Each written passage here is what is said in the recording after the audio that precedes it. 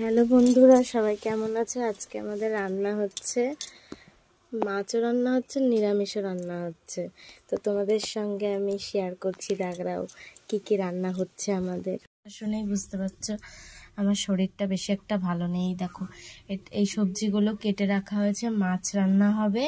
আর এটা কি বলো তো, এটা কিন্তু আলু না, এটা হচ্ছে তোমার কুমড়ো ভাজা, মানে কুমড়োটা পাকেনি, কাঁচা কাঁচা আছে।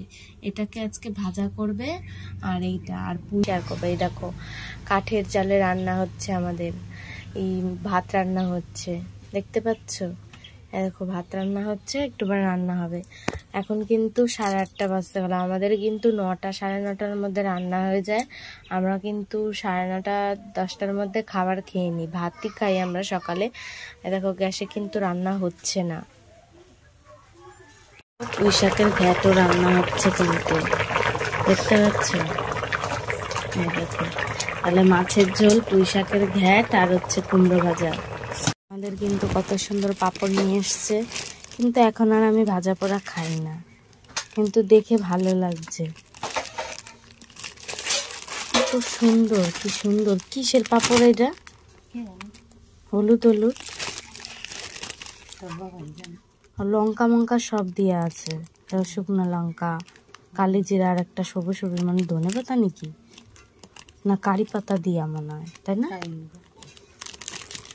দেখো কত সুন্দর পাঁপড়। আরেকটাও পাঁপড় আছে, সেটা তোমাদের আর দেখাচ্ছি না, রান্না হওয়ার আগে। আর এই দেখো এটা কুমড়ো ভাজা রান্না হয়েছে। আর ভাতটাও দেখাই, শুধু শুধু দেখাবো না কেন, তার সাথে কিন্তু আমাদের বড়াও রান্না হচ্ছে, কলার বড়া। আমরা কিন্তু 2-1 দিন বাদে বাদেই কলার বড়া খেয়ে নিচ্ছি গপ গপ করে। এই দেখো ইলিশ মাছ রান্না হয়েছে, এখানে তো তোমাদের দেখিয়েছিলাম সব সবজি দিয়ে রান্না হয়েছিল। আর এই যে এটা হলো কি যেন, মাছের তেল, এটা হচ্ছে ইলিশ মাছের তেল বার করা হয়েছে, এটা দিয়ে ভাত খেতে বেশি ভালো লাগে। আর এই যে মাছের তরকারি সবজি দিয়ে রান্না হয়েছে, কিন্তু আমরা কিন্তু এখন শুকনো লঙ্কা খাচ্ছি না, শুকনো লঙ্কা খেলে কিন্তু পেটের সমস্যা হবে সবারই। যারা সুস্থ আছে তারাও কিন্তু শুকনো লঙ্কা খেও না, কাঁচা লঙ্কা খাবে, ভালো থাকবে। আর এই দেখো বড়া, বড়া কিন্তু খুব টেস্টি হয়েছে, একটা বড়া খেয়ে দেখি।